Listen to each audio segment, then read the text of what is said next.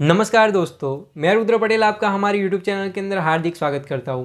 दोस्तों, आज के इस वीडियो के अंदर हम लोग blue jet health care limited के आईपीओ के बारे में बात करेंगे और इस छोटे से वीडियो के अंदर डिटेल में एनालिसिस करेंगे इस आईपीओ का कि क्या हमें इस आईपीओ को अप्लाई करना चाहिए या तो फिर इसे हमें अवॉइड करना चाहिए। और अगर हम लोग इस आईपीओ को अप्लाई करते हैं तो क्या सिर्फ और सिर्फ लिस्टिंग गेन पाने के लिए हमें इसे अप्लाई करना चाहिए या तो फिर लॉन्ग टर्म तक इन्वेस्टमेंट करने के लिए इसे अप्लाई करना चाहिए। तो सारी की सारी बातों को जानेंगे आज के इस छोटे से वीडियो के अंदर। तो चलिए बिना वक्त गए शुरू करते हैं आज के इस वीडियो को और मैं चलता हूँ सीधे मेरी स्क्रीन की ओर। कंपनी जो इनकॉर्पोरेट हुई थी 1968 के अंदर, blue jet health care is a pharmaceutical and health care ingredient and an intermediate company. Blue jet health care was the first manufacturer of saccharin and its salts in India। तो basically ये जो है वो यहाँ पर pharmaceutical और health care के sector में से आते हैं, जहाँ पर ये लोग फार्मास्यूटिकल के जो इंग्रेडिएंट्स वगैरह होते हैं उसके मैन्युफैक्चरिंग का बिजनेस करते हैं। मतलब कि जो दवाइयाँ वगैरह होती है या तो फिर दवाइयाँ के अंदर यूज़ होने वाला जो रॉ मटेरियल होता है उसका मैन्युफैक्चरिंग का ये लोग बिजनेस करते हैं। और इसके अंदर भी खास बात ये है कि कंपनी जो काफ़ी ज़्यादा पुरानी कंपनी है और जो सॉल्ट जो होता है, जो हमारे यहाँ पर जो अलग तरीके का साल्ट आता है जिसे सैकरिन वाला सॉल्ट बोला जाता है, जो कि केमिकल के जरिए बनाया जाता है और हेल्थ के लिए अच्छा नहीं होता, लेकिन जो सैकरिन वाला सॉल्ट है उसका इंडिया के अंदर फर्स्ट टाइम मैन्युफैक्चरिंग भी इसी कंपनी ने किया था। अगर हम लोग बात करें आईपीओ के इंपॉर्टेंट डेट्स और डिटेल की, तो आईपीओ जो यहाँ पर 25 अक्टूबर के दिन ओपन हो रहा है, वही 27 अक्टूबर के दिन ये आईपीओ यहाँ पर क्लोज हो रहा है। अगर मैं बात करूँ प्राइस बैंड की, तो 329 रुपीज़ से लेकर 346 रुपीज़ का प्राइस बैंड रहेगा। रिटेल कैटेगरी के अंदर जनरली आपको कट ऑफ प्राइस सिलेक्ट करने का रहता है, वही जो एचएनए कैटेगरी होती है उसके अंदर आपको टॉप वाला प्राइस सिलेक्ट करने का रहता है। और अगर आईपीओ काफ़ी ज़्यादा ओवर सब्सक्राइब होता है तो फिर आपको जो टॉप वाला प्राइस है वही मिलने वाला है, तो कोई दिक्कत वाली बात यहाँ पर नहीं है। अगर मैं बात करूँ लॉट साइज की, तो 43 शेयर्स का यहाँ पर एक लॉट रहेगा। अगर मैं बात करूँ टोटल इशू की, तो 840 करोड़ का यहाँ पर टोटल इशू है और जितना का जितना इशू है वो सारा का सारा यहाँ पर ऑफर फॉर सेल है, यानी कि ओएफएस है। तो एक तो दोस्तों सबसे पहला नेगेटिव पॉइंट इस आईपीओ के अंदर यही है कि जो इस ऑफर फॉर सेल है वो काफ़ी ज़्यादा है। मतलब कि जितना भी इशू है वो सारा का सारा यहाँ पर ऑफर फॉर सेल है। मतलब कि कंपनी के जो प्रमोटर है या तो फिर पहले जो इस कंपनी के अंदर इन्वेस्टर वगैरह रहे हैं वो लोग अपनी शेयर्स को बेचकर यहाँ पर जा रहे हैं। अदरवाइज इस आईपीओ के जरिए जो भी पैसा यहाँ पर जाएगा उसमें से एक भी पैसा यहाँ पर कंपनी के बिजनेस के अंदर नहीं लगने वाला है, तो आप लोग इस बात को भी नोट कीजिए। और अगर मैं बात करूँ इसके लिस्टिंग की, तो बीएससी और एनएससी दोनों के ऊपर इसकी लिस्टिंग होने वाली है। अगर मैं बात करूँ कैटेगरी वाइज लॉट साइज की, तो रिटेल कैटेगरी के अंदर मिनिमम आपको एक लॉट के लिए अप्लाई करना पड़ेगा, जहाँ पर आपको 43 शेयर्स मिलेंगे और जो आपकी इन्वेस्टमेंट है वो यहाँ पर 14,878 रुपीज़ के आसपास में हो जाएगी।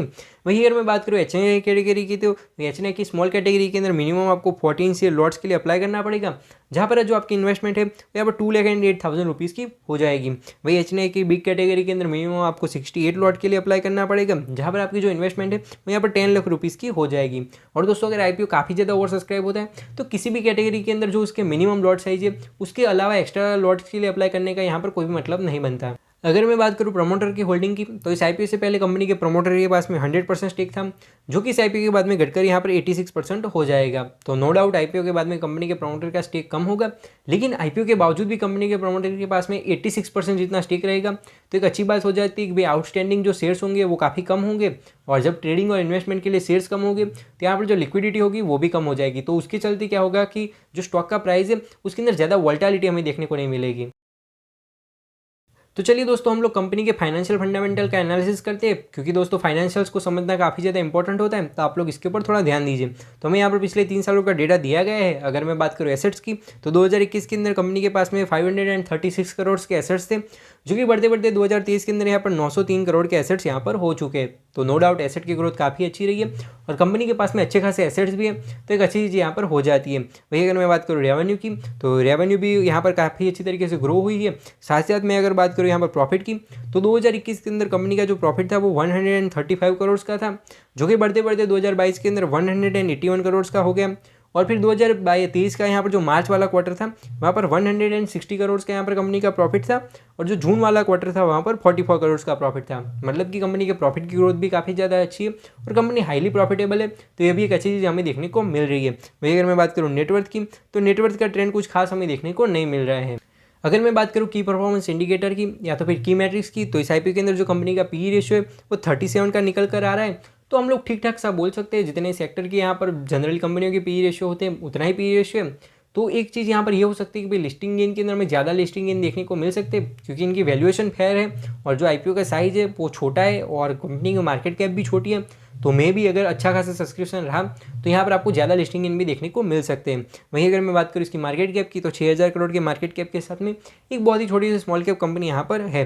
फिलहाल इन लोगों का जो रिटर्न ऑन इक्विटी है वो 26% का है, वही जो रिटर्न ऑन कैपिटल एम्प्लॉयड है वो 31% का है। तो ये दोनों ही चीज़ें हमें काफ़ी ज़्यादा अच्छी देखने को मिल रही है कि भाई कंपनी जो धंधे के अंदर अपना पैसा लगा रही है उसके ऊपर भी अच्छे रिटर्न्स लाकर दे रही है, साथ ही साथ जो इनकी इक्विटी के ऊपर रिटर्न है वो भी काफ़ी ज़्यादा अच्छे। वही अगर मैं बात करूँ इन लोगों के अर्निंग पर शेयर की, तो इन लोगों की 9 रुपीज़ एंड 23 पैसे की इन लोगों की अर्निंग पर शेयर है, तो भी हमें अच्छी सी देखने को मिल रही है। वहीं अगर मैं बात करूँ रिटर्न ऑन नेटवर्थ की, तो 23% की इन लोगों की रिटर्न ऑन नेटवर्थ है, तो वो भी हमें अच्छी चीज़ देखने को मिल रही है। तो अगर मैं बात करूँ ओवरऑल इनके फाइनेंशियल्स की, तो फाइनेंशियल्स अच्छे, कंपनी परफॉर्म भी अच्छे तरीके से कर रही है। कंपनी के ऊपर यहाँ पर कोई भी डेट या बर्डन वगैरह देखने को नहीं मिल रहा है, और कंपनी के यहाँ पर एसेट वगैरह भी अच्छे तरीके से ग्रो हो रहे हैं, और कंपनी के पास में अच्छे खासे एसेट्स और प्रॉफिट भी है, तो एक अच्छी चीज़ देखने को मिल रही है।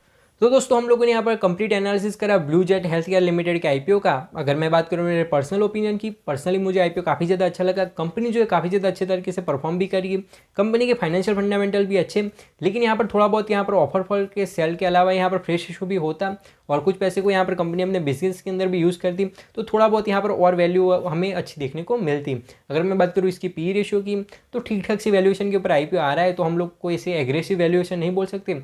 बाकी आपका इसके बारे में क्या कहना है कमेंट सेक्शन के अंदर जरूर से बताना। और हाँ, अगर बात करी जाए लॉन्ग टर्म इन्वेस्टमेंट की, तो no doubt company long term के अंदर भी अच्छे तरीके से परफॉर्म कर सकती है, और आपको अच्छे खासे रिटर्न्स भी देखने को मिल सकते हैं। बाकी लिस्टिंग इन के लिए तो मैं आपको यही सजेस्ट करूंगा कि आप लोग आखिरी दिन तक वेट करें, आखिरी दिन के जीएमपी और सब्सक्रिप्शन डेट्स को समझने की कोशिश करें, और अगर आपको अच्छे खासे लिस्टिंग इन देखने को मिल रहे हैं, अबो 50% के लिस्टिंग इन देखने को मिल रहे हैं, तो ही आप लोग लिस्टिंग इन के बारे में सोचिए। बिकॉज पिछले कुछ दिनों से आप लोगों को तो पता ही कि मार्केट जो है अच्छे तरीके से परफॉर्म नहीं कर रहा है, मार्केट जो है यहाँ पर थोड़ा बहुत करेक्शन की ओर है, मार्केट के अंदर अच्छी खासी गिरावट भी देखने को मिली है। तो अगर मार्केट के सेंटीमेंट थोड़े बहुत और ख़राब हुए तो लिस्टिंग इन पर हमें थोड़े बहुत यहाँ पर लिस्टिंग लॉस भी देखने को मिल सकते हैं। तो सारी चीज़ों का आप लोग ध्यान रखिए। और बस ये कुछ बातें थी जो मुझे इस वीडियो के अंदर रखनी थी। आई होप कि आपकी वीडियो अच्छा लगा होगा। अगर वीडियो अच्छा लगा तो प्लीज़ लाइक करें, कमेंट करें, शेयर करें, और अगर चैनल पर नए हैं तो सब्सक्राइब